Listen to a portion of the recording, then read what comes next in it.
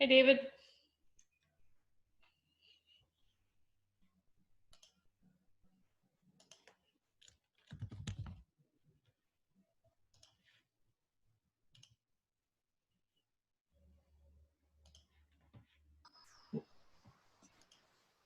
Sorry, Paige, I was going to get the cookie, my lunchtime dessert.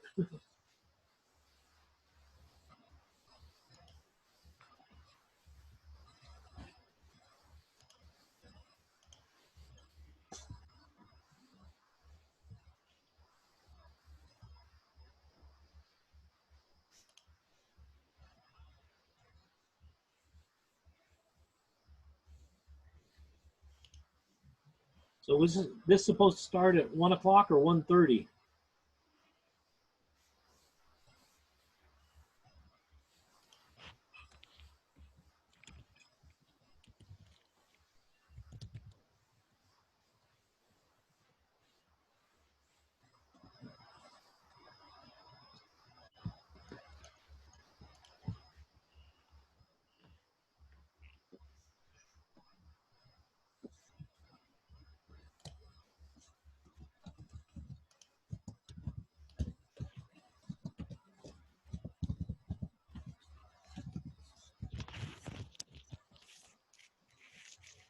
Hey, David. Gosh, I forgot that I didn't have my headphones on. Was this supposed to start at 1 or 1:30? 1. Okay, because the people in the breakout that I was just in said, "Are we coming back at 1:30?" And I said, "Well, No. I'm going to try to listen in on the computational modeling as well, but I would like to hear the Git one." Yeah, and in this case, the Git is coming from a CS undergrad, and how he has been using it as an undergrad. Okay. So.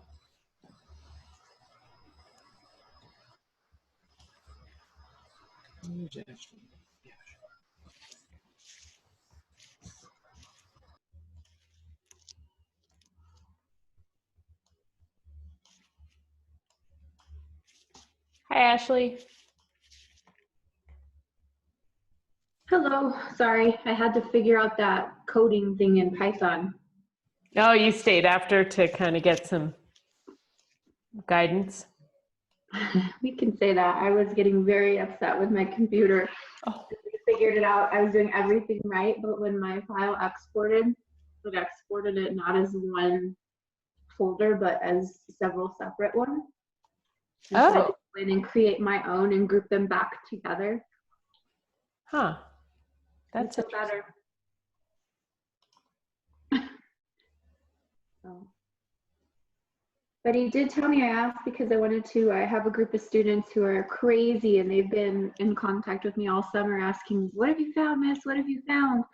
So he shared with me the website where they pulled all of the stuff we're learning today so that I can share it with them, and there's already built lessons and stuff. Oh, great. Yeah. So excited about that. Great. Good to hear.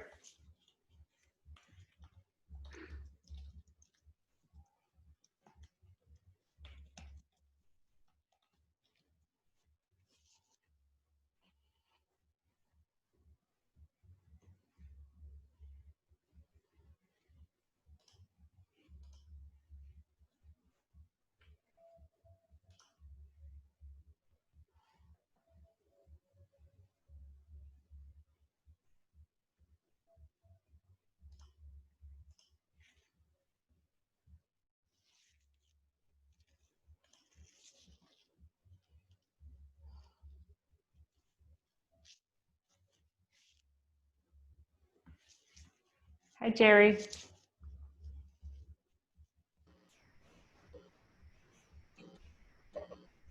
Hi, Paige. How are you? Great. How are you? Doing wonderful. Oh, good to hear. Busy. Hope that's good. Yeah, well, I'm in 2 different PDs right now. I'm in this PD, and then I'm also in a Pathfinder's computer science workshop as well. So I'm kind of jumping back and forth trying to I'm trying to do the super. You're double timing us.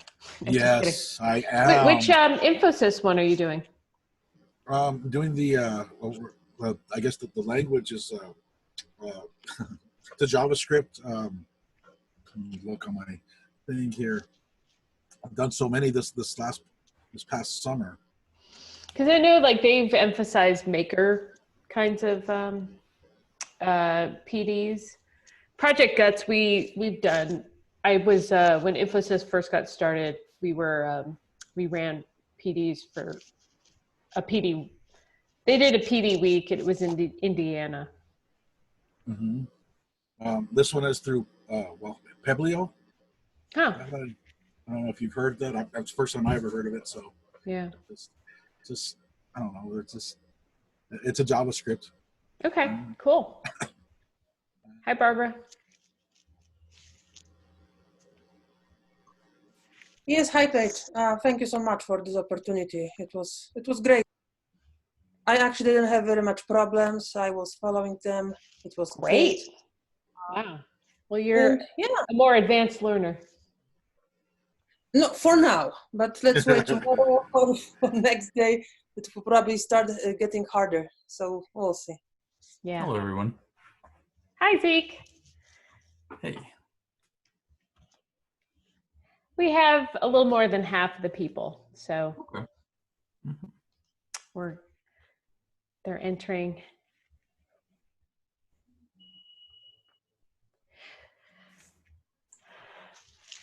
Zeke, I'm gonna introduce you, but even before that, all of our participants, we don't know each other yet, even though we just spent 3 hours in the same workshop. But Yeah. we're gonna have an opportunity just to do a quick intro of each other, and then I'll hand it off to you.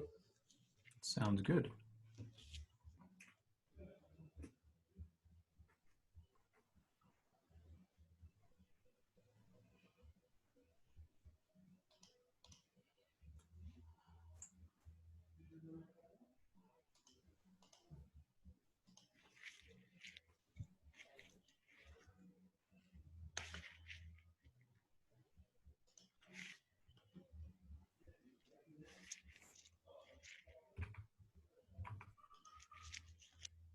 We'll see who else.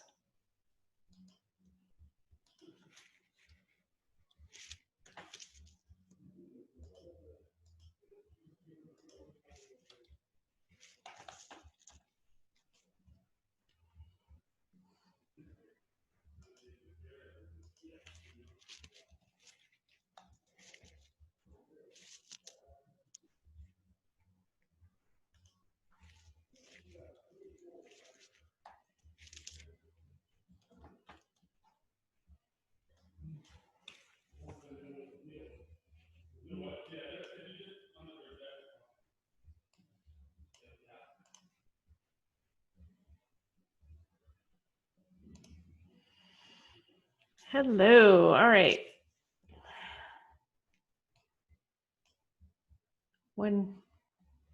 Do 2 more minutes.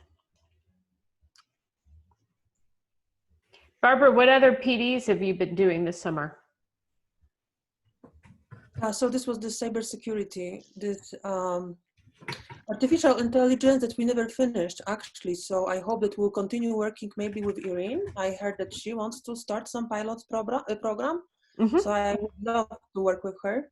And now I'm working with you. I studied on my own. I created tons of video tutorials combining HTML, CSS, PHP, JavaScript. Oh my gosh, I barely can see page. Wow. I can barely feel my eyes. So that's why I started asking about recording videos, because on top of all of this, I have those allergies.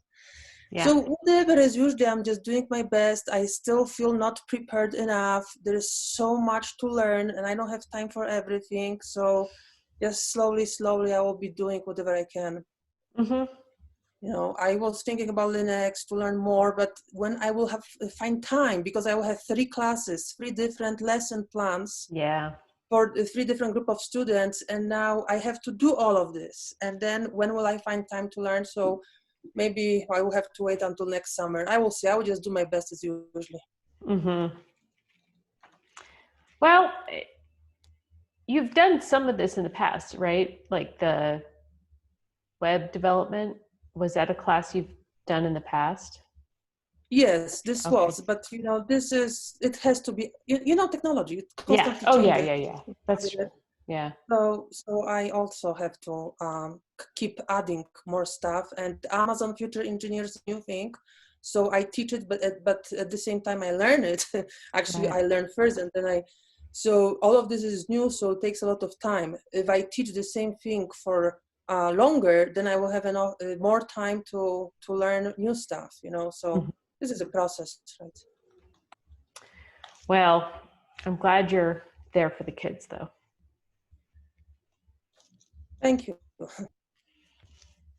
And that you're flexible. So it sounds like it'll be good for the Capitol High kids to, you know, have some options, like you said, the pathways that you guys are developing. Well, let's go ahead and get started. We'll see if anyone else joins. I know that it was confusing because communication was coming from both myself and from John Wheeler. So there might have been some hiccups there. But I wanted to start with allowing us to introduce ourselves to each other verbally. I know we did it in the Google Doc earlier this morning. Just what we're teaching and where. And I asked Barbara what she's up to in terms of professional development and some goals for this coming year. So just a little bit about that, like where you're teaching, what you're teaching, and if you have any goals for your students relating to any of this technology that we're working in. So I'll start, and I'm Paige Prescott. I'm based out of Santa Fe, and I used to teach in, I got my first teaching experience in Gallup. I also taught in Espanola, and then ended in Santa Fe at Monte del Sol Charter School, where Rhonda is teaching now. But that's been a while ago. And I also taught overseas, both in Guadalajara and in Bangkok. But really my goal for myself as an educator, even though I'm not in the classroom, but working with Supercomputing Challenge and the teams, is really to expand the options and the knowledge that we have so that we can really have unique, robust kinds of projects that will speak to lots of different kids, and but yet gets them prepared for if they want to go into industry or into doing something after high school in higher ed. And so the data science, I feel like, is a bridge to that, because it's becoming so foundational to understand data. And it just is, it seems like it's an area of need because we don't have a lot of ways that students and teachers are experiencing big data and bringing it into their classrooms, except through things like Supercomputing Challenge. So you guys are sort of the a pioneering group, and we hope to learn with you on what be some good practices with data science. So that's it. It was a little long-winded, but can I hand it off? Let's do it alphabetically. So if you look in your participant list, Ash is next, and then Barbara. And we're going to hold off on Zeke's introduction because he'll go last. But go ahead, Ash. Hi guys, my name is Ashley Johnston. I teach at the Sue Cleveland High School in Rio Rancho. This year will be launching the first ever STEAM class that Rio's ever seen. I'm kind of hoping to revamp robotics and make it all project-based learning, and my goal is to establish partnerships with different entities across our state. Like, I'm starting to reach out to the labs and the hospitals and such, so kids can kind of pursue whatever they're passionate about. And then I also I teach Educators Rising, and I have the clubs for both STEM and Educators Rising. And then my goals is just to bring in as much as I can to my kids. I have a group of they'll be sophomores now, but they are crazy kids. They've been in contact with me all over the summer. So after I get done talking with you guys today, I will have a group chat with them. So I can't wait to share what I learned. Oh, cool. Yeah. Barbara, you're next. We're introducing ourselves via alphabetical. Go ahead. Yes, hello. So my name is Barbara Teteric, and I am here in Santa Fe at Capital High School. I started teaching here like 10 years ago, and it was mostly computer applications and web design. And then I started working with Santa Fe Community College on dual credit courses because students, high school students, needed either dual credit honors or AP courses to graduate. So I started teaching HTML and CSS for dual credit, and then this intro to computer science, it was NetLogo then. And then in the process of time, when I made more contacts in this computer science field, started listening to these professionals, mostly computer scientists, they all said the same: Python, this is the way to go. So I switched to Python, and so I'm working, and thanks to Paige, I am implementing Amazon Future Engineers program in our school. So we are going deeper into computer science. However, we still keep computer applications and web design because not all the kids want to take computer science classes, but they still are interested in technology. So we have to offer alternative options, maybe easier, let's say, at least first, before they become brave enough to take my more advanced classes. So this is where we are at this time. And of course, in the process of time, I would love to expand this pathway, add more. And for this reason, I started after school club where students work with professional mentors, usually scientists from Sandia Lab or Los Alamos National Lab. And we actually had some achievements, like third place in Congressional App Challenge this year now. Our team was one of the finalists in Supercomputer Challenge. Two of my students passed the Python industry certification exam. One of them passed with 100% accuracy, fantastic score. So we are slowly moving forward, doing our best, and I guess that's it from me at this time. Wonderful, thanks. David, you're up. I guess that would be me. My name is David Kratzer. I recently retired from the Los Alamos National Laboratory, and I still enjoy being involved in the Supercomputing Challenge, which I've been involved with since it began in 1990, and it's been a passion to me to see the students in New Mexico really show off their stuff. And so I really thank all of you teachers for participating in this, and hope to see you with some new faces and teams this coming challenge year. Thanks. Drew?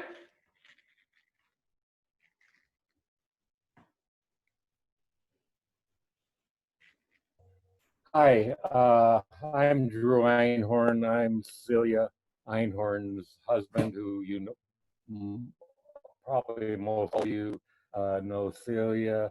She recruited me to be a finalist judge a couple decades ago. I don't really remember how long it's been.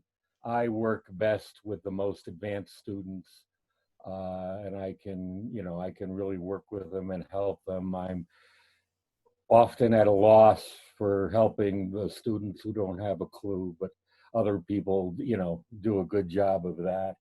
I like to joke, I've been around since the Bronze Age of computing. The first computer I ever programmed, believe it or not, was a decimal machine. It didn't have a disk drive, it didn't have any storage. It just had a card reader and a card punch. And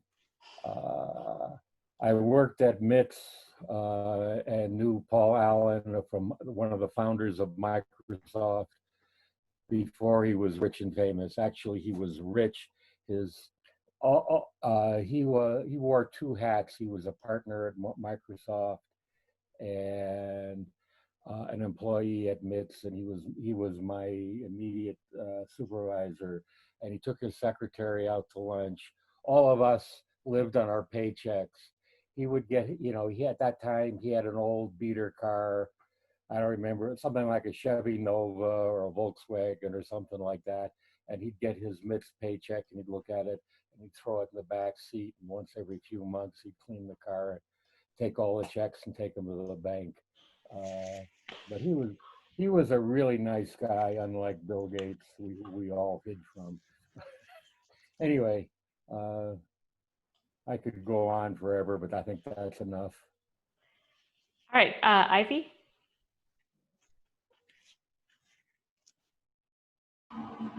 Hi, my name is Ivy, and I taught in Bernalillo High School before, and I was in charge for the science and engineering fair, and we were able to compete locally, regional, state, and international when we joined the International Science and Engineering Fair in Pittsburgh in 2018, and we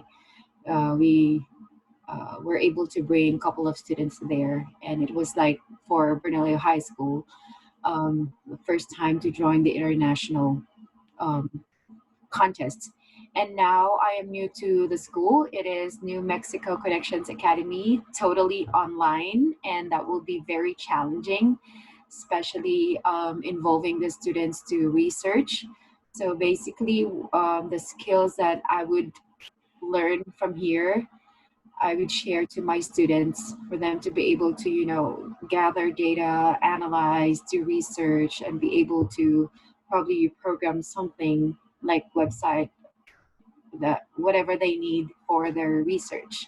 And like I said, it will be very challenging because it depends on what the students have, like when it comes to technology and the skills that they have as of the moment.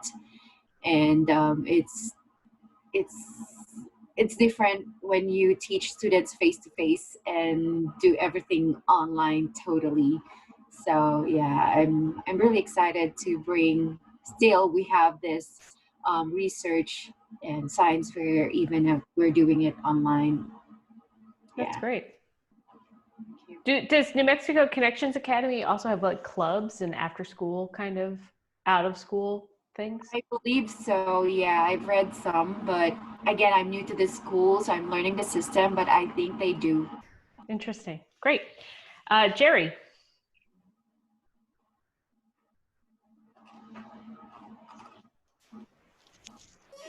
Hey guys, my name is Jerry Esquivel. I teach at Belen High School. I teach digital arts, graphics design, and filming. Just kind of implemented the computer science program at the high school, and brought the supercomputing last year, but we didn't finish because of COVID. Kind of feel bad about that, but my students all disappeared right with us teachers, I guess. But I'm trying to implement computer science at our school, and that's a hard job. Just getting our administrators to view all these dreams that we have, and I think we all have this one vision in our head that computer science is an up and coming um, educational need in our state, and I'm just trying to start doing my part just to get these kids to the kids see the future. It's just the administration doesn't see the future. So that's where I'm at. And if you guys have any suggestions on how I can get my principal to buy in like I am, that would be really, really nice. Um, that's me. Cool. Thanks, Jerry. Mohit. Hi everybody, I'm Mohit. I teach chemistry and physics at New Mexico School for the Arts. It's going to be my second year this year as a teacher, and I used to participate in the Supercomputing Challenge as a high schooler. I grew up here in the state, and I'm excited to be back and coaching another team this year. Awesome. Annette.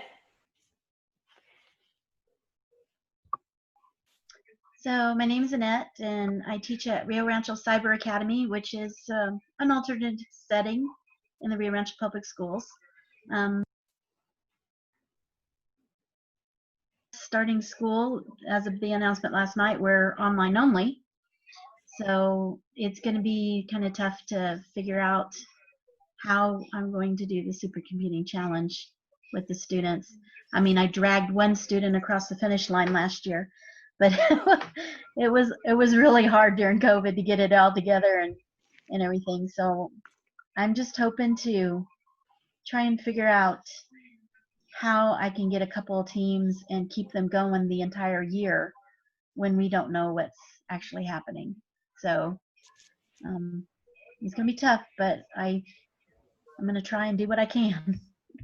Totally understandable. Yeah.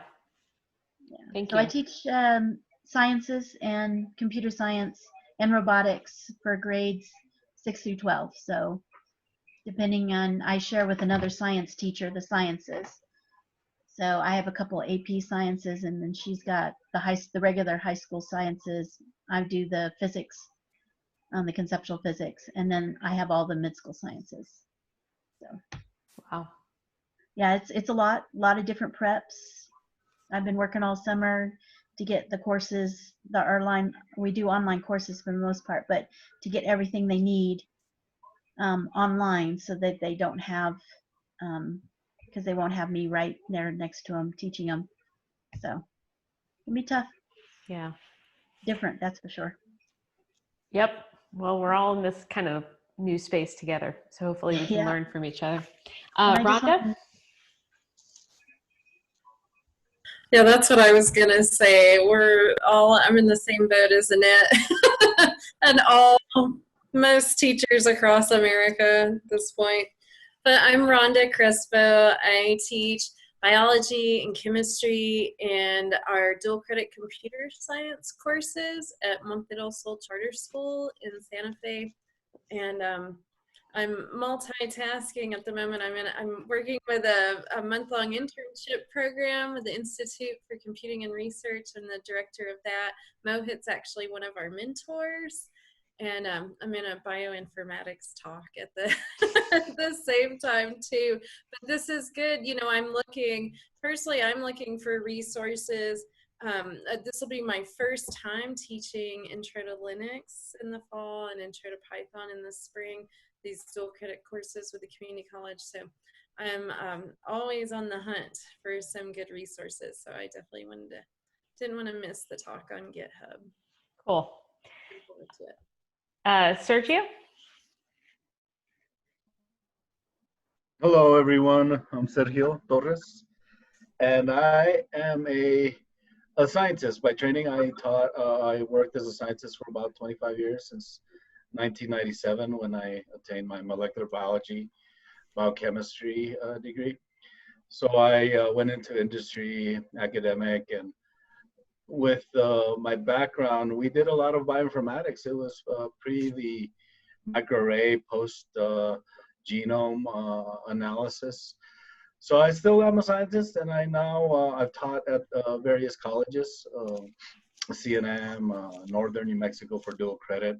Started teaching high school about 3 years ago, and I really found it exciting and rewarding to have high school students compete. It really, I think, engages and also allows them to be exposed to what type of environments they can build, learning about their environment. I really am emphasizing an environmental science, as I accepted a position to solely teach environmental science recently. So I'm also excited that the faculty or teachers there are real life experienced individuals, engineers, nurses, which all teach various sciences. So I really want to continue working on looking at potential pollutants, both biotic and abiotic factors.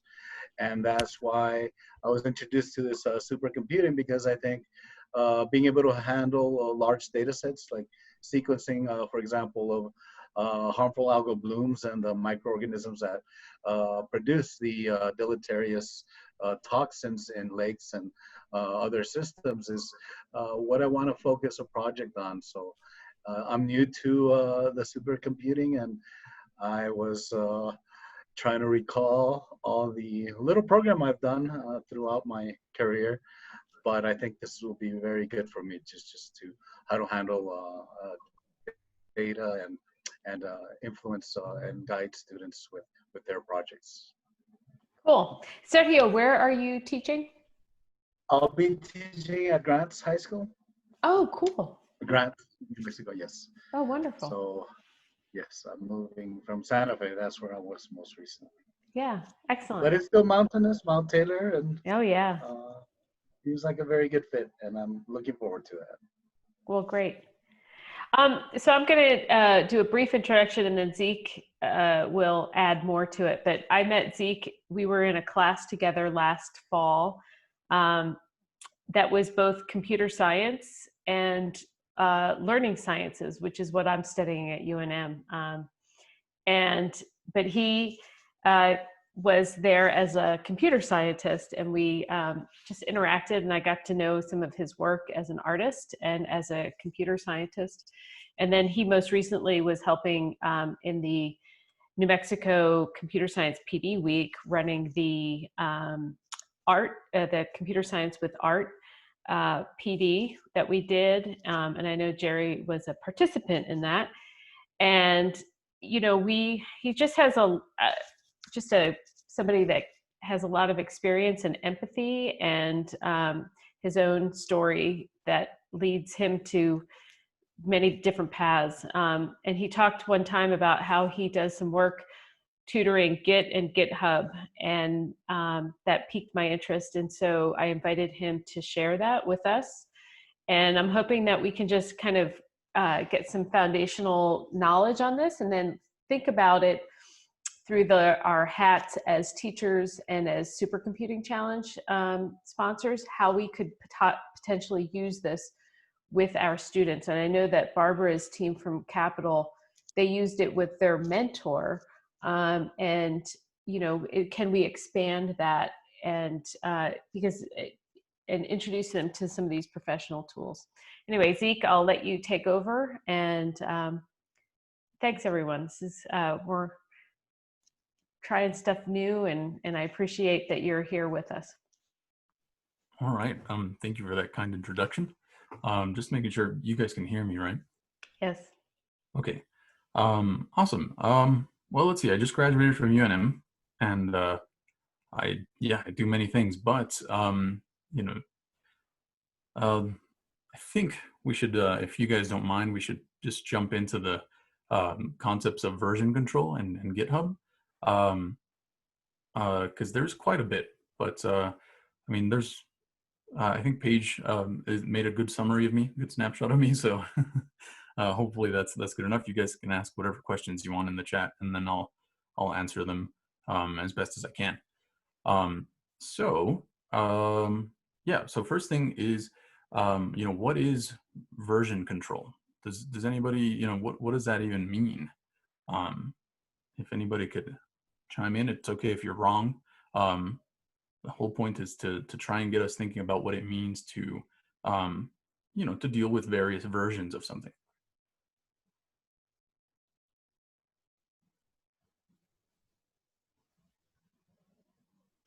Well, I think of it as save as. You know, like I have this one thing and I'm just put a V2 on it or something, or when I get a document and I add edits to it, and I put like I save it as and put my initials at the end. Yes, at the most fundamental level, that's exactly what version control is about. And it's basically just a more methodical way of going about that, so that it's easier to manage all of these alternate versions. So with that said, I'm going to use a little sci-fi term and say that it's more like working with parallel universes, that you can switch between all of these parallel universes in which you have one version of whatever piece you're working on. It could be anything really. Most people that use version control tend to be programmers, but you can actually use it with anything. I was telling Paige a few days ago that, you know, sometimes if I'm working on like a piece of music or a painting or something where the piece can diverge into, you know, equally tempting routes, then that's a good application for version control, where it's like, okay, maybe I want to do these next 8 bars. Maybe I want to go into this mode versus this other mode. And so at that point, it would be good to branch into a parallel universe, right?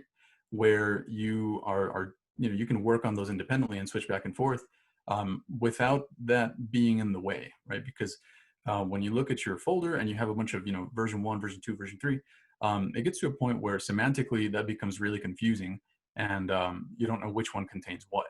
And so anyway, with that being said, that's the broadest idea. So then from there, that's then the question is, how do we go about doing it? What's the implementation of doing this type of splitting into a parallel world of a workspace? So I'm going to share my screen real quick and show you guys generally what Git does. Git is most often used as a command line tool, but there's a graphical user interface version of it as well. But hopefully this diagram will introduce the biggest concepts of version control, and it's through the using the commands of Git, and then from that hopefully we can I can show you guys how that relates to GitHub, yeah. So let's see. I'm going to share my screen, and let's see. I'm going to close this, and I'm just going to share my whole screen here.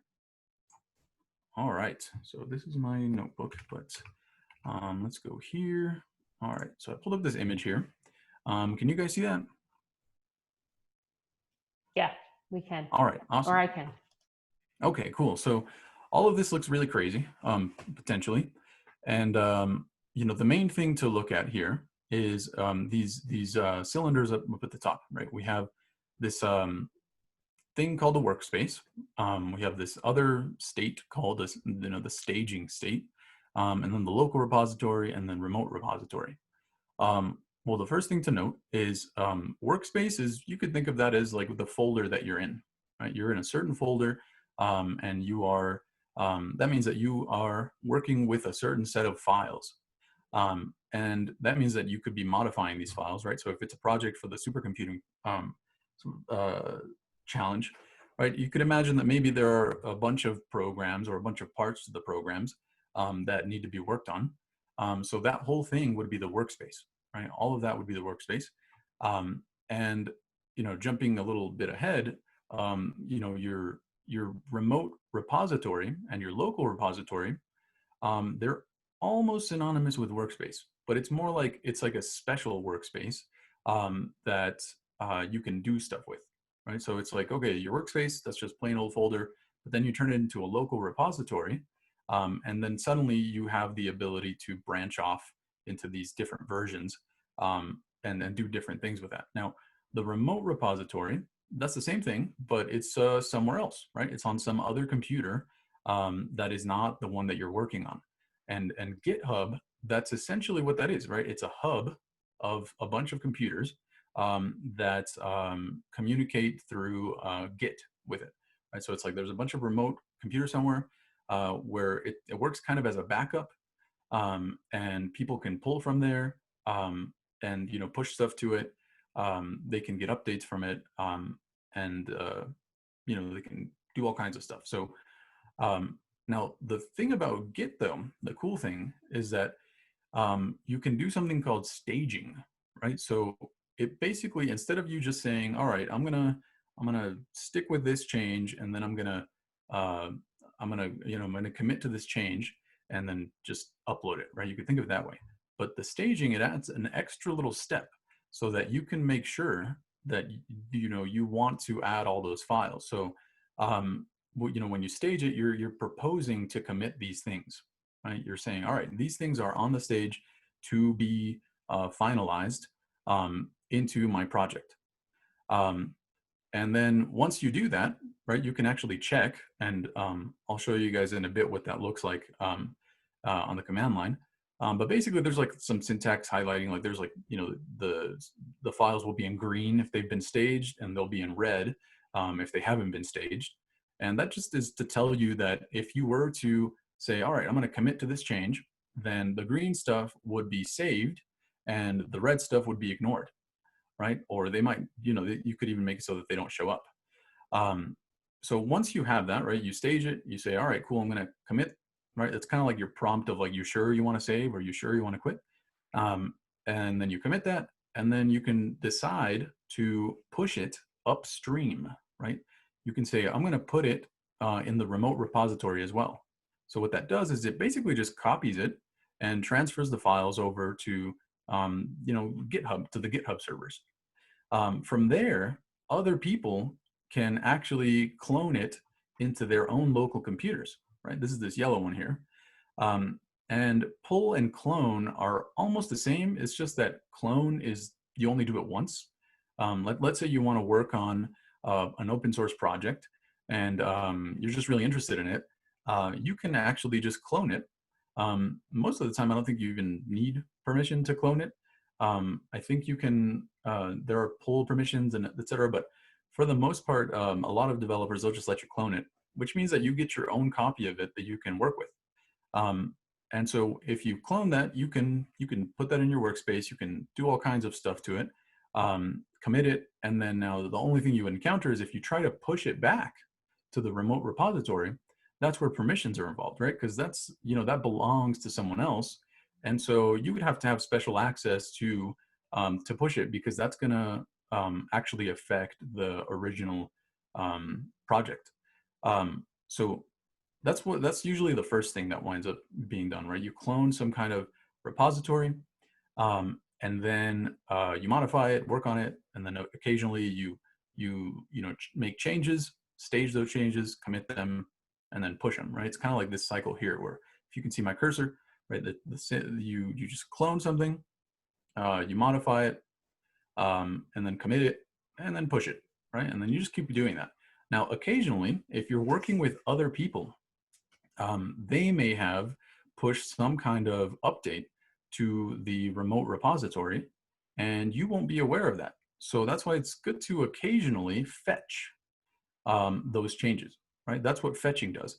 You're gonna say, all right, because when you pull, you just pull from whatever's there. But if you fetch, it'll only get the stuff that is missing, right? Or any like recent changes. So it's kind of an update. I'm not sure why they call it fetch. Every time I heard it, I kept imagining Git as a dog, and like I have no idea, and so it confused me a lot. And I told Paige this, but English is my second language, and so a lot of the words, even now that I don't have an accent, they just really confuse me, because the first thing is to think about it literally or in the context of what I've experienced before. And in fetch, I've only heard that with with dogs, and it doesn't help that they call there's branching, and so I'm imagining this weird dog pulling a branch out of somewhere, and like it's just super confusing. So anyway, let's see. Before we go on, do you guys have any questions? Because after this, we're gonna try and clone something and then do some of these operations ourselves. Is there a way to do I see that as a link? Because that's such a good graphic. Yeah, I can upload it here. I've always struggled with some of the Git terms because I'm not that familiar with Git. And that was very helpful to see. Totally. Yeah, it's I'm gonna put it here in the chat. Perfect. And yeah, it's super weird. There's more commands. There are more commands here. Like branch, merge, things like that. But we'll get to those when they naturally arise. I think it makes more sense that way. Thank you. Yeah, no problem. But yeah, there's the link. Hopefully you guys don't get a virus from it. I didn't, but. Oh gosh. Okay, so yeah, any other questions? And I can slow down or repeat anything if you want. There's no problem with that. Zeke, this is Sergio. I have a question. So I know that, for example, the Git, I'm trying to see, it's git.diff and then .diff head, I think. So there's arrows coming across. So I'm trying to visualize where the space is stored. Does it have to be on a server, like the workspace, the staging? And why do those particular ones that I mentioned don't have any arrows? So apparently there's some kind of infrastructure that maybe if I could visualize, or if you can just maybe elaborate a little on that. Yeah, totally. I think that's Yeah, good. Okay, so those are good questions. So basically, some of these are, I would say the one most similar to something that maybe everybody's experienced is the workspace. The workspace is just, you know, the folder on your computer where you happen to be working. So let me show you what that looks like. So I'm going to pull up just my files here, and I am going to, let's just make a folder, right? I'm going to say, all right, git testing, right? Okay, so if I go in there, then this is now, I can make this my workspace, right? So I can actually, I'm going to say open in terminal, and you guys don't have to worry too much about what's going on here, but basically I'm just making a file in this folder, and I'm just putting it into that folder. So I'm going to use a little command called touch, and so I'm going to put test git1, and then I'm going to just, you know, it's just a text file. Okay, so as you can see, it popped up here on the on this folder, right? Does that make sense so far? Right, we just made a folder, and the folder, I just arbitrarily placed it in my home folder. I could move it around anywhere really, so that's where that is. Okay, but right now it's not a special kind of folder, right? It's just a folder that has this kind of file in there. Now, this is the special part is the staging and local repository thing. So essentially the local repository makes this workspace a special folder, right? It gives it special properties that allow us to change it between, you know, to make parallel versions of it without us, you know, seeing all of the clutter. So let me show you what that looks like. And so I'm going to go into the terminal again, and feel free to stop me or interrupt me anytime if anything looks weird. This is where I'm gonna, and this is I just did a fresh install on this machine, so I may not have git. I should have checked that before, but the command would be, you know, git init or initialize. And what it's saying is, hey git, make this folder into a special kind of folder that will allow me to do all these fancy things. And so, you know, you git is the first command, and then you tell it to initialize. And then I tell it which directory. So in many things, in Unix, and I think in Windows as well, dot means this current directory, the one that we're in. So right now, since we're in git testing and we're going to initialize a git repository, it should do that. Right now, again, it might not do that because I may not have installed it, so I might have to install it real quick. It shouldn't take long, but oh, all right. So let me just do that real quick, and then we will do it after that. So the main thing to keep in mind is that that's all it does, right? Initialize, it just turns it into a special special folder that you can do stuff with. And I'll show you how it changes, you know, when you actually look at it through the files, because it basically adds a special hidden folder called git, right? It's the .git folder. And then in that folder, it has all of the stuff to be able to do all of these operations. So let's try it again. And then I'm going to initialize it there. And so, right, it says initialized empty repository right here. Okay, so notice that it put a folder called .git. Now in the browser here, I don't see anything, right? It doesn't look like it's anything there. It just happens to be that it's hidden. I'm just going to reveal those, and this is the thing that it made, right? By doing git init, it made a new folder called .git, and then it's got all kinds of stuff in here, right? Notice it's got branches, hooks, objects, refs, blah, blah, blah. Doesn't really matter too much. All we know now is that now this is a special kind of folder. So notice what I'm going to do now. So I'm going to close this. I mean, I'm going to hide it. And I'm going to go to the terminal again. And by the way, you don't have to do it with a terminal. I'm just used to it. But let's actually, you know, see the status of this Git repository. You can say, all right, what does it look like right now according to it? And notice it says here, there are no commits yet. and there's a file in this folder, right? Because Git, as far as it knew, it was empty. But it detected some kind of file here that it hasn't accounted for yet. So it's not being tracked. So this is where adding comes in, right? Adding it to the stage. We're going to stage it. We're going to say, hey, all right, I'm going to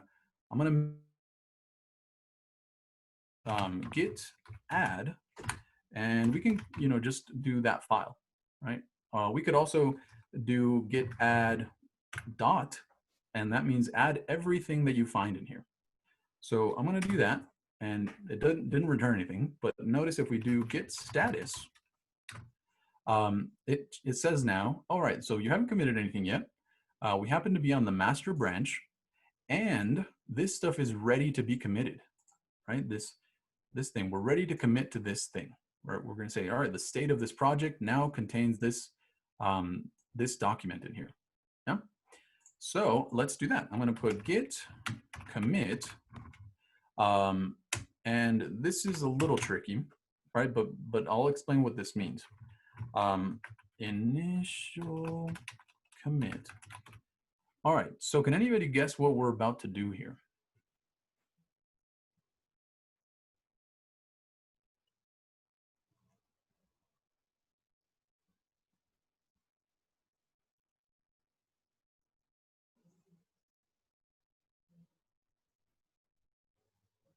And it's okay if you get it wrong. Don't worry. So are you trying to add this file to this Git repository? Yeah. Oh, kind of, right? It's like it's already added, right? But we're almost like committing. In this case, it's almost pretty literal. It's like, okay, you are gonna commit to having this file as part of your project, right? Is And that so, commit space -m? yeah, good. And let me see if I can make this bigger actually for us. Sorry. Let's see. All right. That's better. That's better. All right. Yeah. Let's see. Yeah. So yeah, the whole thing is there's git, and then there's commit, and then there's this little thing which we call flags. It's a little flag M, and I'll change it a little bit. What if I told you that the M actually stands for message? So then what do you think we might be doing?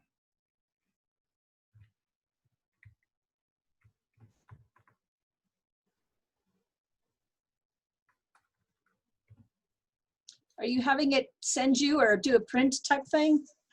Yeah, kind of. Actually, yeah, Okay. basically we're committing. And so basically committing is taking a snapshot of your workspace.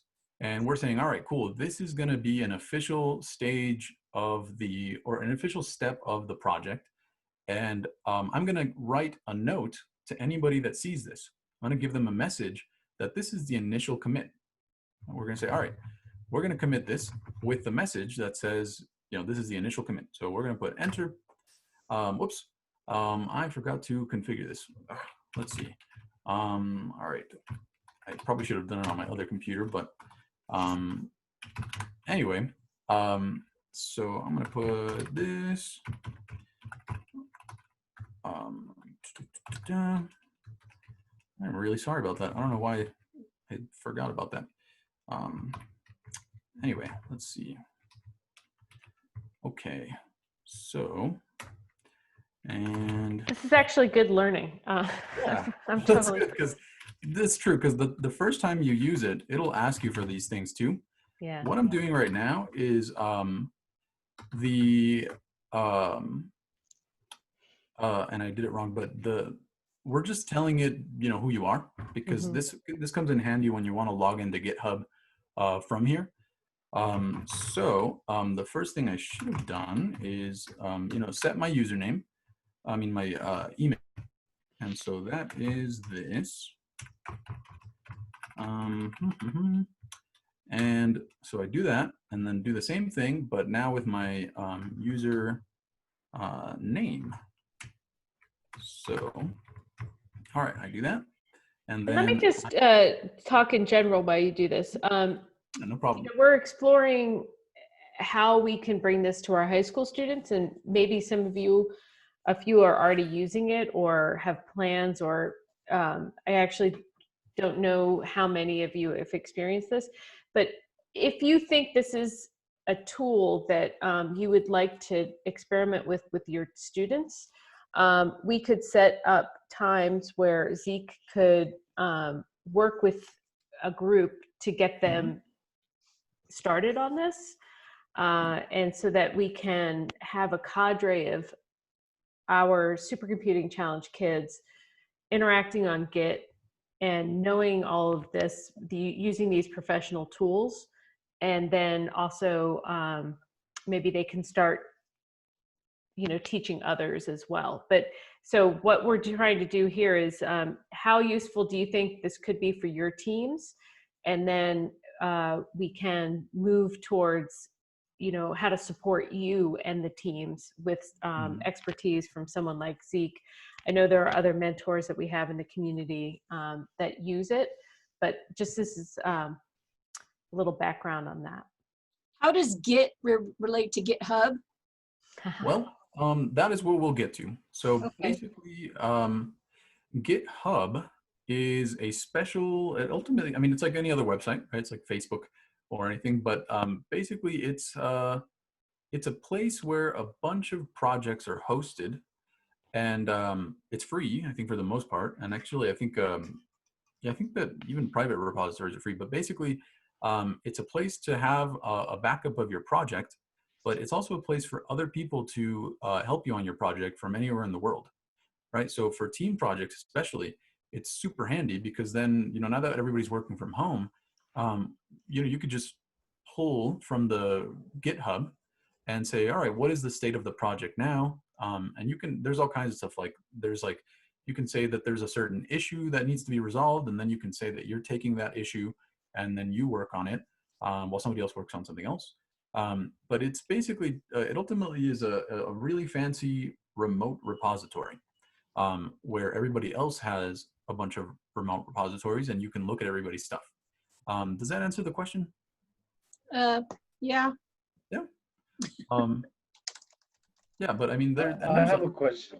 Yeah, what's up? So I'm trying to say, okay, so you're building projects with a repository that people can access and so forth. Yes. What would you suggest, since Paige kind of prompted me to ask this, what would the students be using it for? And does it allow any type of file, like a picture file, a Word file, a PowerPoint file? Yes. I'm just trying to see what the practicality would be. I Yeah. mean, I know it's involving coding and organization of data, but I'm trying to kind of level down to how the students would be able to make use of it and how. Yeah. So, yeah, it's exactly for that. I mean, like any other tool, it depends on, what you find use for it. But basically, it can be used in any type of situation where more than one person is working on something. And even if that one person is working on something, it's super useful for experimenting on alternate solutions, right? So, you talked about the bioinformatics stuff, right? Let's say you have a certain, maybe you have, I don't know, a certain alignment that you're trying to figure out. And you want to, maybe you do it with certain arguments, right? But that takes a long time. Usually, I mean, it depends on the genome, but anyway, let's say you do that. And you maybe want to run one with certain arguments and then another one with another set of arguments, but you don't want both files in the same space to be messing stuff up. You just want to know maybe what goes both routes, or maybe you write a script that does something, but you're not sure how to extend it, and you want to do something about it, but you don't want to break what you already have. So that would be ideal for version control, because it's like, all right, I'm gonna just branch and then mess around with this script and see if it does what I want.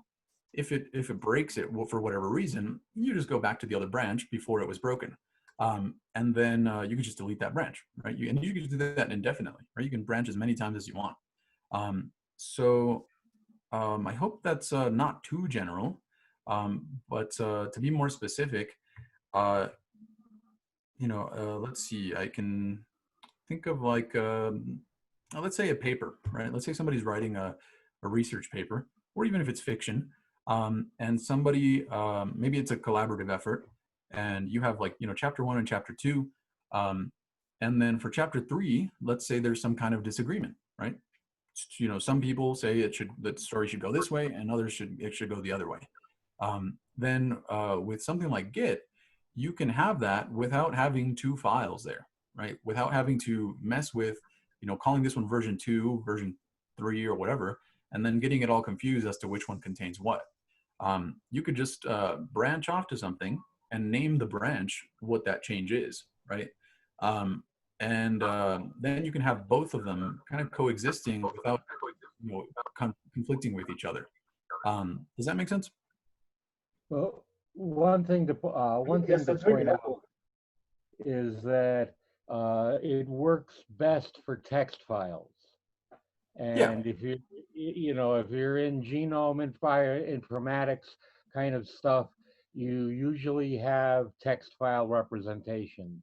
Right. And so you can, but it was primarily designed for code. And you can ask the question, show me all the changes. What's different between my current version of the software that doesn't work and the version of the software that worked last week? And Right. so it can show you all the changes. Yes.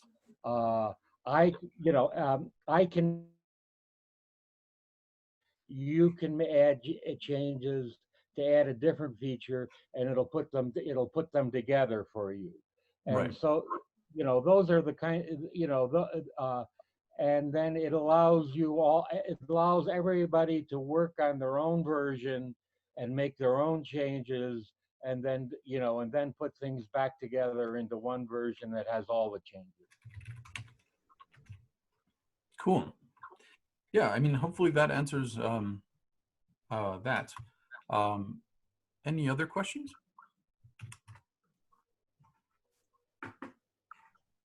This is Paige, and a little bit towards Sergio's question about students using it. I mean, this is we are used to more cloud-based stuff like Google Drive and things like that, but even still, kids are pretty messy about how they're sharing stuff and where they're sharing it. And if we could introduce best practices earlier rather than later, I think that this would be helpful to have them using this repository and this system for their projects. Yeah. Yes, thank you. I think I see what potential uses, but I guess you would need to create the different folders you've been talking about, Zeke, for your students to be able to save their version of whatever their groups or the class as a whole may be working on. I'm just trying to see, and that's what my first question was. Okay, so where does the workspace, and yes, you went through that the repository is embedded within that file, and that's why I was trying to see where would you place the structure of these folders, the ones that you have, repositories, so forth, that can be acted upon. So I think I'm getting a better visualization, but that's very helpful so far. Thank you. Okay, good. That's awesome. So, and just to be clear, this is one way of initializing a repository, because you can actually initialize a repository on GitHub, right? So like as the instructors, you guys could put all of the essential files that are needed for a project to be started, and then have your students clone that repository into their local machines, and then work from there, right? This is just one way of doing it, where it's like, okay, I'm just starting it locally, and then later I'll worry about putting it into a remote repository. Does that make sense?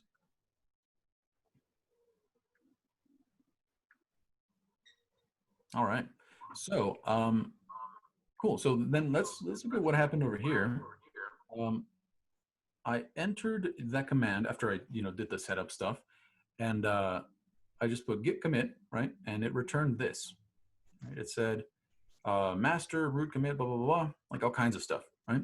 So all of this, the only thing that we're, really concerned about here, I mean, this is what branch we're on, and who did it, right? And then the branch ID, the commit ID. And then it tells you a brief summary of what happened, right? There was one file was changed because it was added. And then, as far as, modifications, there were no insertions and no deletions. Notice that it put create mode. So it's like, all right, cool. There's this new file here. But now notice if we put git status, it tells us here, right? It's like we're on the master branch and there's nothing to commit, right? Working tree clean. So now let's do something else, right? Let's add another file. Let's put it as, I'm gonna put touch git test2 .text. Okay, so now what do you guys think will happen if I put git status?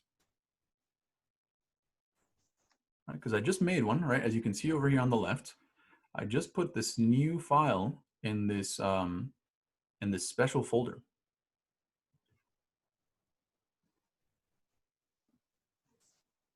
So one file will be changed or inserted?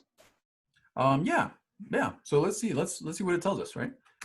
It says here, we are on the master branch, and hey, by the way, there is a new file here that Git is not currently tracking. So at that point, you could ignore it, which there's actually a file called a git ignore, and that's way more details, but I don't think we'll have time for that. So, but anyway, let's say we want it as part of our project. So we would say git add, and then we put that, and let's just check again, right? And now it's, it's green. It says, all right, there's a new file there. Now it's aware of it, right? But it hasn't been committed yet. And that's what the staging part is, right? Like right now, if we go back to this diagram, we're here at the staging thing. Like, it's like, okay, this is the stuff that's staged. So now let's commit it. So git, and the message could be anything. So I'm gonna put boop, beep, bop. And then I do that. And notice it tells us this stuff here. It says, all right, one file was changed. Again, there was no modifications to any of the files. And now we have this file, right? So, okay, git status, cool, branch master. Now let's see if we change something, right? I'm gonna pull up a regular text editor here. And I'm gonna change this one. And I'm just gonna say, hello, git world. And then I'm gonna save it and I'm gonna close it. Okay, so now let's check the git status. Notice, right? It detected that. It's like, oh, one of your files was changed. Specifically, this one was modified, right? Assuming you were aware of that, then you could put git add, and that stages the changes. It's like, okay, it was modified. So let's go ahead and do that. Let's commit it, git commit, and let's just put hello git world. Right, this message is completely arbitrary, but it's best to to make it informative for other people working on it. So now it says here, looks like the file, there was one file changed, and there was one insertion. Because yeah, we added something to that file, right? Now check this out. This is probably the cooler part. I'm gonna branch onto something else. I'm gonna put test branch. Now nothing. It looks like nothing changed here, but notice what'll happen now, right? I'm gonna delete this stuff, right? Actually, not yet. Let's see. Let's look at our status to know what branch we're on. Notice we're on branch master. Yeah.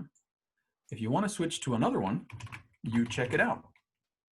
All right, I'm going to check out the other branch, almost like like you're taking it from a library, and I'm going to say check out the test branch. So now it says switch to test branch. Okay, so we're now in this parallel universe where everything is exactly the same, and notice nothing changed, right? Because it was just a copy.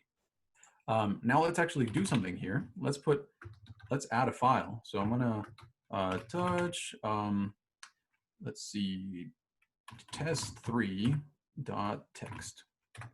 Okay, so it's there. Now I'm gonna add it, and then I'm gonna commit it.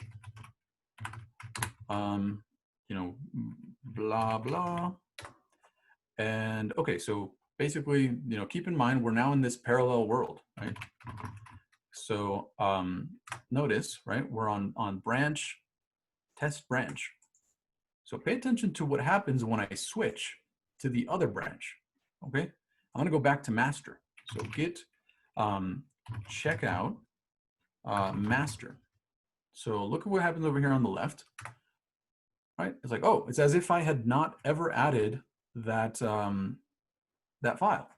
Now let's go back to the test branch, right? Oh, and it's there again, right? It wasn't deleted. It's just that I switched to this parallel universe where it didn't exist. Is that making sense to everybody?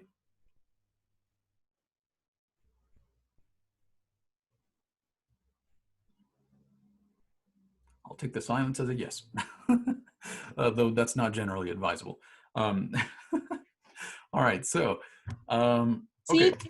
Yes? I'm sorry to interrupt. Back up top a little bit. It says touch, test 3. What was the touch again? Oh, touch, this is just a special little program in that comes with a lot of Linux. And here is what it is. Oh, that's way too much. Let's put what is touch. So basically it's used to change file timestamps in general, but basically it's a quick way of making, it's a little program that's, that allows you to make a file pretty easily. Okay. And that's pretty much all it is. We could have done it another way though. Notice we could put here, let's say we just open my journal application thing. And this is, I'm gonna make a PDF, right? This is blah, blah, blah. Okay, and then I'm gonna export this as a PDF. And okay, I'll just call it that. And then I'm gonna go to where this thing is, right? Git testing. Okay, so I'm gonna save it in there. And notice I'm gonna switch back to this and let's go to here. All right, so it's in there now. Does that make sense so far? I made this PDF real quickly. Now let's see what Git says. Right? So Git status, right? It detected a new file in there. And it's like, oh, now there's this new PDF. And notice we're on test branch, right? We're on test branch. We're not on the master branch. So let's just add it. I mean, let's just put git add and then commit it. You know, we're just gonna say scribble. Okay, so it added that. Let's check our status on that. I always do that obsessively. And nothing to commit. So now notice what's gonna happen again if we switch. So git, not branch, sorry, git checkout master. All right, so suddenly the PDF isn't there anymore. It's as if we had never added it. And so, yeah, hopefully that clarifies that, right? The touch was just one way of making a new file. But it could be any file really. Like it works, it still works as a regular directory. Yeah. Thank you. You're welcome. Okay. All right, so let's see. Yeah, this tool is, there's a lot of stuff to it. So let's try and get to where we actually clone something or pull something from the, you know, from GitHub. So I'm gonna go here and let's say, you know, from GitHub's perspective, right? You know, you make an account like anything and you could always make a new repository. So let's just call it git test, you know, 2, something. Description, whatever, you know, public, private. And if you guys had the Git set up beforehand, like we would actually be able to test this with you guys from your machines. But That's okay. So this one is going to initialize it with a README. That's just a basic, file. Maybe you guys have seen it when installing stuff. All right, so we're just going to create that repository. And basically, it's the same type of thing. Now there's a special folder on some computer that belongs to GitHub somewhere, maybe in California or something, I don't know. And this is just showing me what's in there. It's like a different interface. But notice that now we can clone it. It's like, okay, what does that even mean? So let's see if we can clone that. And by the way, if you, for whatever reason, forget the steps on how to do all this stuff, you can always, GitHub will tell you how. So let me see if we can find that actually. Yeah, so let's go to how to clone repository GitHub, because the commands, it's like sometimes they're not that intuitive. So so we could go here. A lot of them, I think Git has it itself, but the main thing to keep in mind is that there's ways of there's HTTPS. Those are just details. But notice here, they're just going into the folder where they want it to be. And then they're saying, all right, git clone the URL. So let's try that. I have a feeling mine's going to fail because I just made this, and I don't know if it's all configured, but let's just try it anyway. So I'm going to go to another folder. And I'm going to just, so this stuff, don't worry too much about it. I'm just making a new folder, calling it, git test2. And then I'm going to go into it. Git test2. All right, so now let's try this command, right? Git clone. And we're going to clone that repository that we made earlier. So here is this thing. So use HTTPS. Let's see. All right. So, all right, I'm going to go to git clone and then this URL. So, okay, so cloning into that. And I guess it didn't give me any problems. Sweet. So it just basically copied that stuff. Notice that here, according to GitHub, there was one file in here. For all intents and purposes, this thing that we're looking at on the left, it's basically just another folder. It's just on someone else's computer. And so let's look at what this is, right? So let's do a list and see, oops, let's see, git test2. All right, so there's the file. Now I made a small mistake here because I forgot that when you clone something, it brings it all as a folder already. So I thought I had to make a folder. And so notice that now we have two folders named git test. Anyway, the point is now we have this, the same folder, the same file that was in the original repository, right? And so, okay, so what if we do, let's do touch, file2 text. Okay, well, nothing happened over here, right? Because I didn't do anything to this one. But if I look at the files in my folder, there they are, right? And I can actually look at this through the browser as well. We can say, all right, let's go and find that git test2. And there's the file that I made, right? But it didn't change what's over here. Now, can anybody guess why it didn't change that? Because you haven't committed and pushed it. Yeah, exactly. That's exactly why. Yeah, so I'm just gonna add everything that's here, and then I'm gonna commit it here. New file. And then let's see if it lets me. This is where it might ask me to log in. So I'm just gonna put git push. I think it'll ask me to set it as the origin. So, oops, let's see, git. Oh, did it do really? Let's see. Git commit. Let's see. Oh, let's see, pull.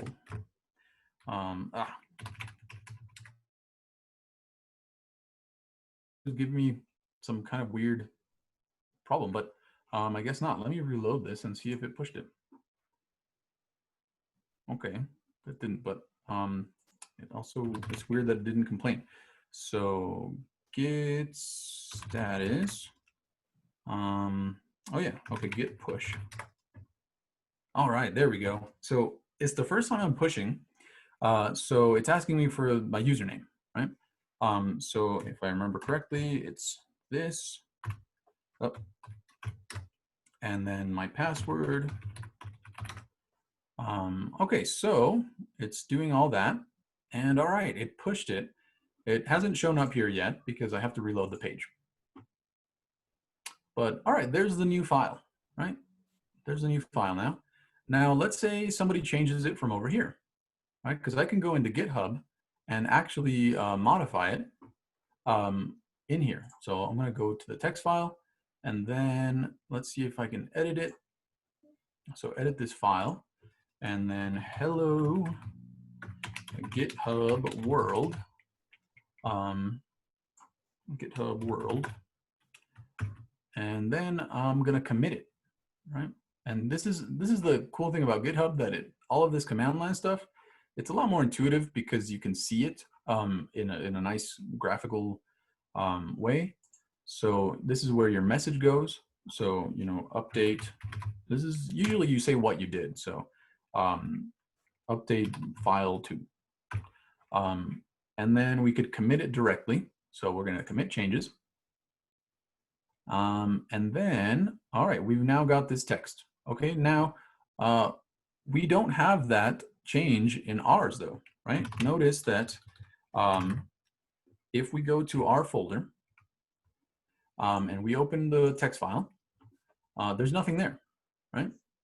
So, you know, and then for a similar reason as to why that doesn't happen, it hasn't happened yet because we haven't pulled the changes. We haven't, you know, or fetched anything. So we can do that. Well, let's say, all right, git, let's put fetch. All right, so it updated it for us, right? So unpacking, blah, blah, blah. And so let's see. Now let's go look at our folder and do that. And okay, it's not there yet. Now, why is that? Can anybody guess? Only a git pull. Well, kind of. Let's look at the status of it. Oops, I typed on the wrong spot. So notice it says, you know, it's behind it. So what fetch does is it like almost tentatively updates your local stuff, right? So now, yeah, you can do git pull, and then it should have changed it now, right? So let's do status, and then do that. Okay, so, oops, oh, I closed the files. Let's see. Okay, so if we go there, we're gonna go to git testing 2. It's there, and let's look at, see if it got updated. All right, it's there, right? This is our local one. So yeah, I mean, we have about, I would say like 14 minutes if we haven't already gone too long, but I try to cover as much as possible, but those are the biggest points when it comes to Git. Now there's a lot of details and there's a lot of stuff that you can do with it. But for the most part, those are the most used tools of it, that it's like, okay, it's like a form of backup, but in a non-cluttered way, right?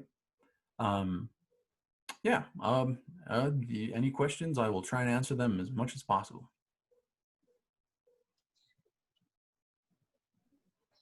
Zeke, I don't remember seeing you pushing the git test, the original git test folder that you made, where the first one where you made it in the local, Oh, yeah.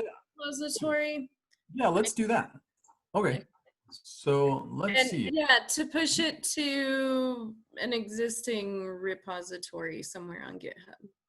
Okay, yeah, let's do that. One, yeah, that would be Well, fun. actually, let's clarify a little bit. So so there's a few things. So if a repository already exists, like if it originated on like GitHub, you can't really I don't think you can really push to it yet because there's no connection between yours and that one. I mean, you might be able to actually, but yeah, but normally, you know, depending on where you start it, I think it's a little different. But let's see. Let's just try. Um, let's try going to the other one where we know we didn't have a remote one. And yeah, we'll go to there. Oh, gets testing. If we do git status on this one, let's just see what happens if we do git push, right? Git push. Well, it tells us this, right? There's no configured push destination.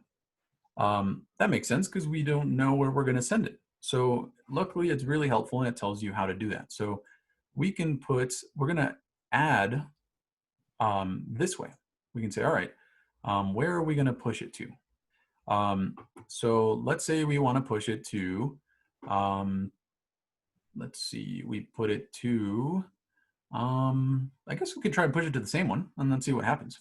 So we're going to go to git remote add, and then the name of this one is called git test 2.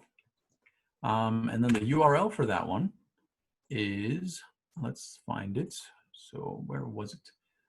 Git test 2, and the URL is right here.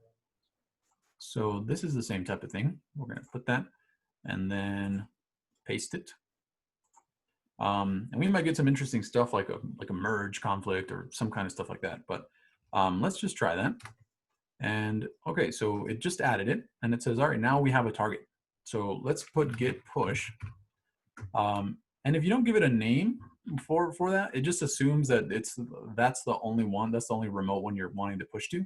You can push to a bunch of them, but I'm just going to put git push and git push.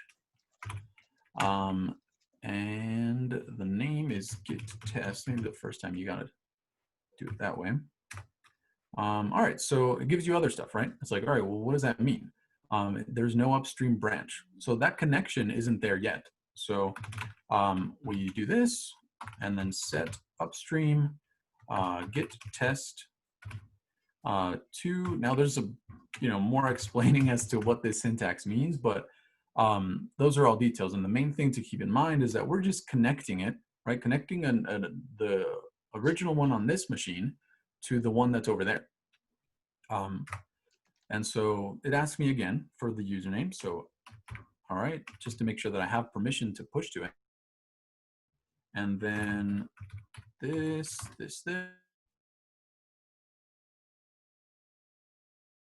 Failed to push some blah, blah, blah, blah. Now, why is that? It says, updates were rejected because the remote contains work that you do not have locally, right? So basically, yeah, something else pushed to it and there could be some kind of conflict, right? So let's actually make sure that we have everything so that it's actually synchronized. So let's put git pull and let's put git pull and then we're going to pull it into the master branch. So let's see, git test 2 into master. Okay, all right, so notice this thing here, right? So there's all kinds of weird little errors, right? It says refusing to merge unrelated history. So like, what the heck does that even mean? And I mean, what's really going on though is that they really are two different repositories. And so in order to do something like that, right, we gotta make sure that if we're gonna push it, that it really is gonna be the same repository. or that it doesn't have all kinds of changes, because then it'll give you a bunch of problems. So let's see, we only have like 8 minutes.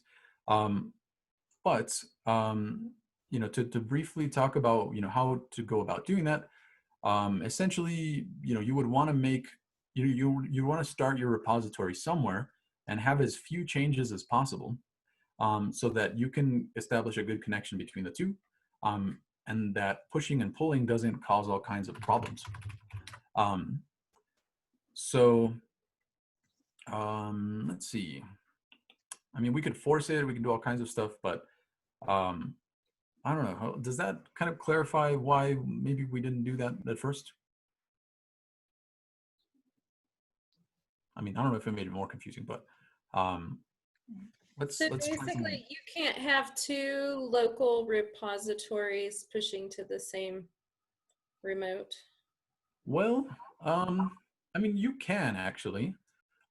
It's just that it's about the content of it, right? So, as far as Git is concerned, the two folders are very different, and so it won't merge them because it doesn't know which files belong to which project, and which ones don't, and like if you want to keep some or another, so let's try something else, right? Let's try this other command, which is set upstream to git test.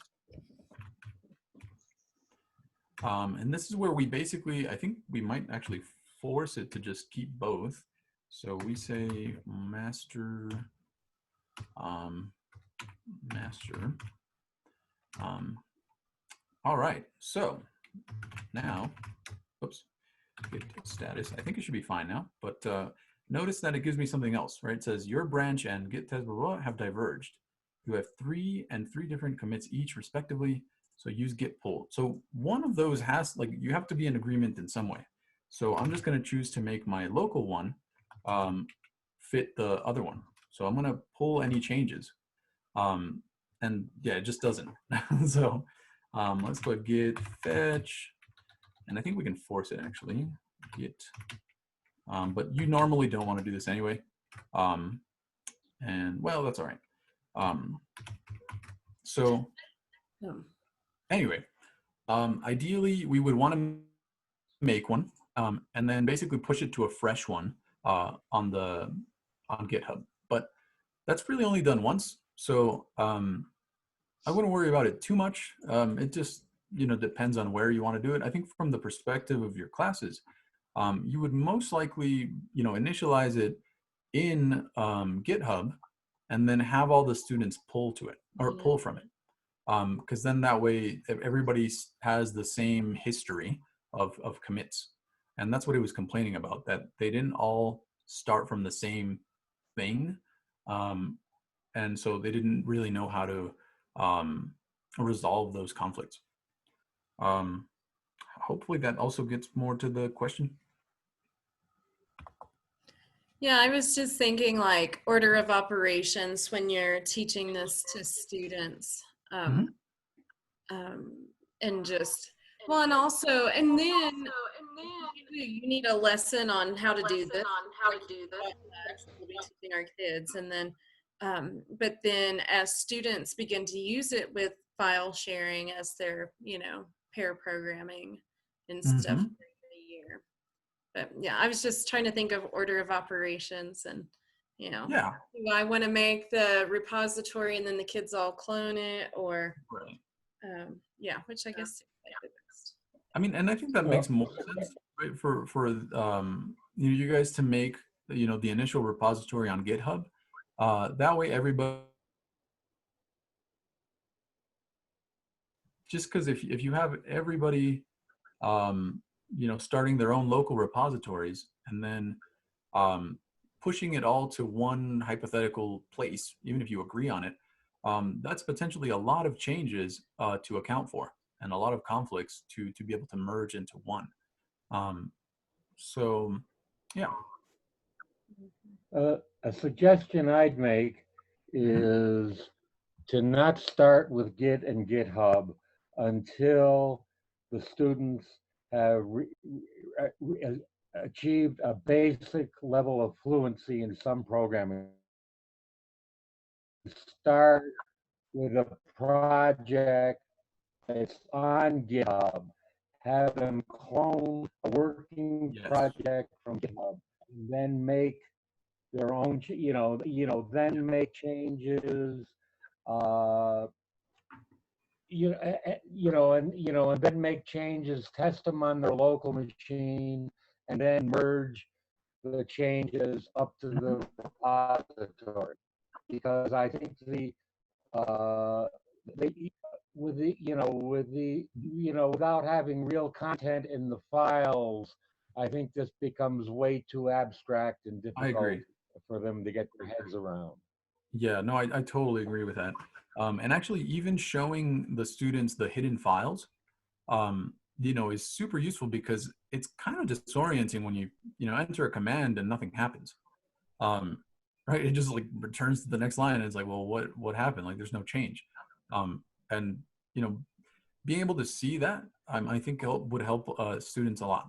Just being able to see that there really was a change. It was just we just didn't see it because the system didn't show it to us.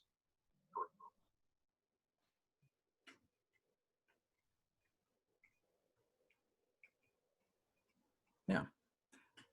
Cool. Well, I mean, there's a lot more details, but we're basically out of time. And I mean, I'm open. If you guys want to email me, Paige has my email. With any questions or whatever, I'll answer. I can't guarantee that I'll answer like immediately, but I'll just reply. Whenever. You guys can also text me if you want, or if you have WhatsApp, I'll send you a voice message, whatever. Yeah, just let me know if you guys would like any help. Thank you, Zeke. Yeah, no problem. So, one of the things that I remember with Barbara's team from Capitol High, and their mentor was having them put stuff on Git, and the mentor was sharing stuff on Git as well. The judges looked at the commits that were being made and could see who was doing it at what timestamp, and that was actually very helpful for them to understand teamwork as well. Could you explain how that might look? Yeah, actually, I can show that to you. This one, is like my newest thing where I don't really maintain it. I have most of my stuff on my UNM one, but let's look at that.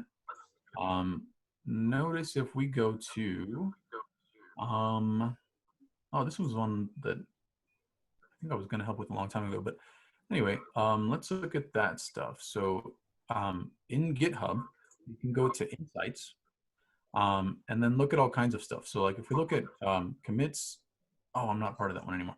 Let me see. I'm gonna go to this one. These are just started there. So if we go to Insights, and then I guess it doesn't show me. Why not? Let's just put allow access, dependencies, commits. Where is it? Huh. Thought it would show it to me. Weird. Let's see. I think there's another setting. Maybe it's under GitLab.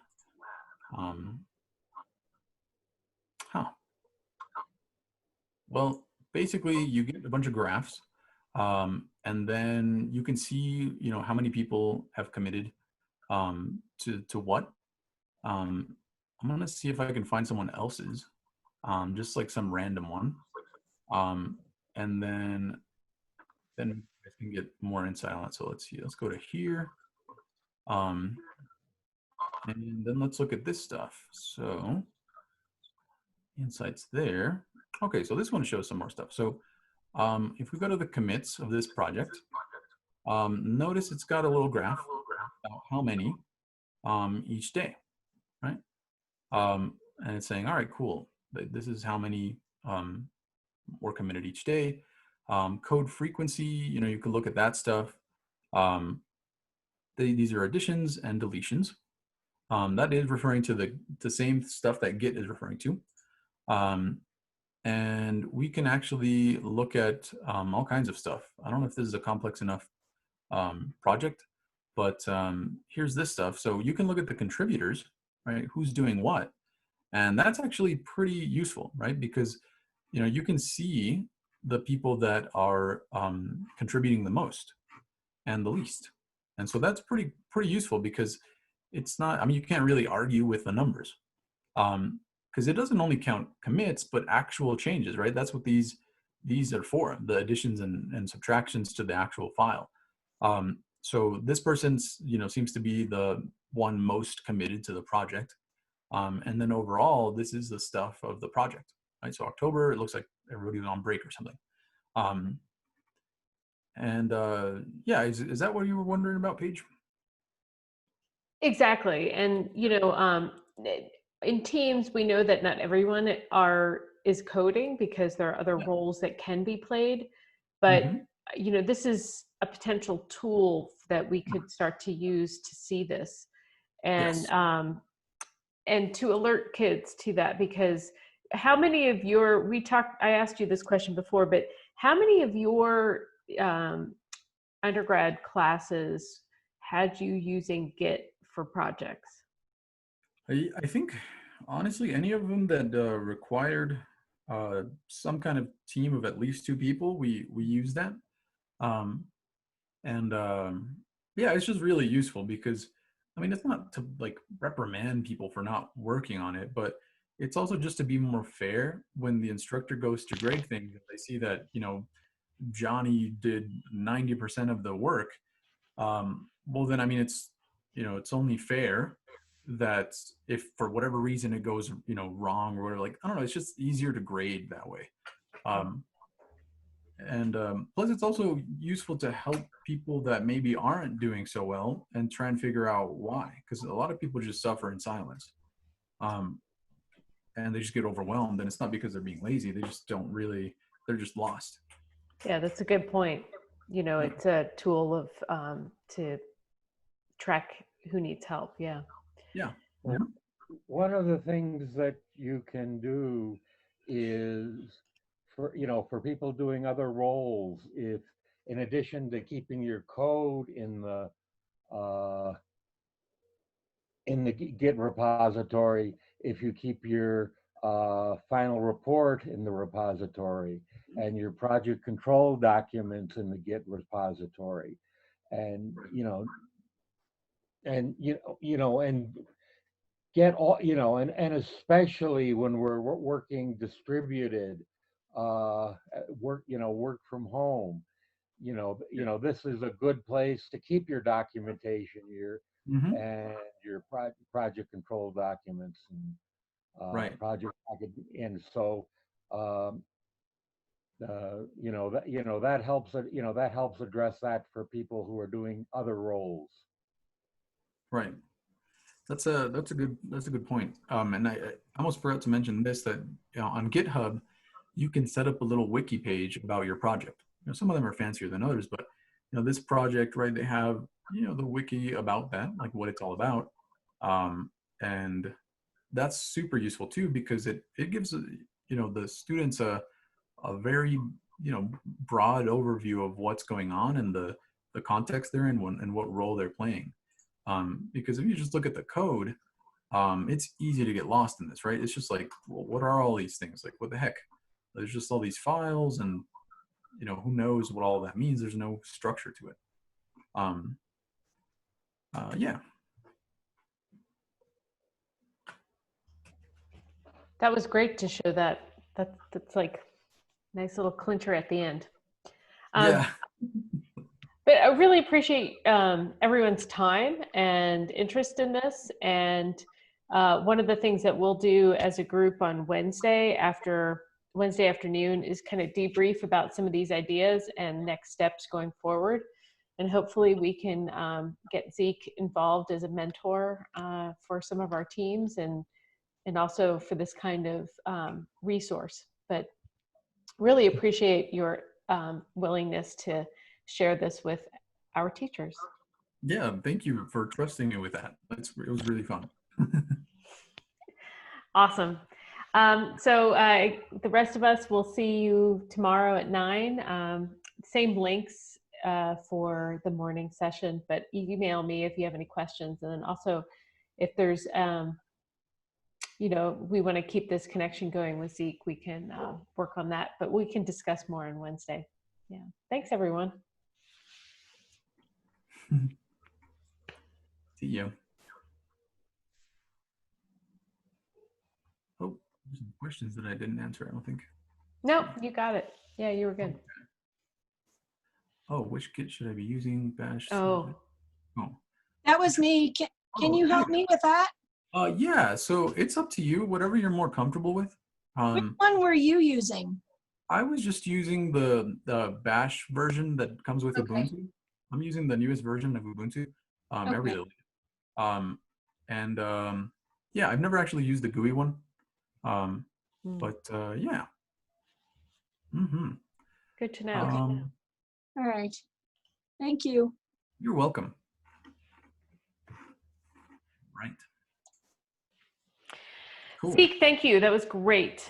That was really great. I love the live kind of view into your screen and the Bash and how you were working that and debugging it at the same time. That was really helpful. I'm glad. I hope I didn't shock you without my beard. Whoa. What are you, Zeke's younger brother? Yeah. Awesome. Yeah, it would be fun in the future to. Have you ever done it in Spanish? Yeah, actually, I've helped a few students in Spanish because they're learning programming and yeah, it's a little tricky in Spanish, but not worse than math. Like it took me a long time to master math in Spanish. All the concepts, I learned them in Spanish, and so in English, and so it was crazy. But now I think it's all right. Yeah. Yeah, because there are some students, especially like at Capitol High and some of our teams in Albuquerque, that their first languages are in English, or sorry, Spanish. And so to have someone like yourself being a role model and for them to learn some technical vocabulary in Spanish or to hear it would be great. Yeah, I'm actually a Capitol High graduate too, so. Oh, I didn't know that. Yeah. Oh my God, that's so cool. That's cool. Well, even more reason. Thanks. This is really good. I am going to follow up with getting you paid, but then also I'd like to see about. You got the check from being a facilitator, right? Yeah, I did. Yeah, I came in.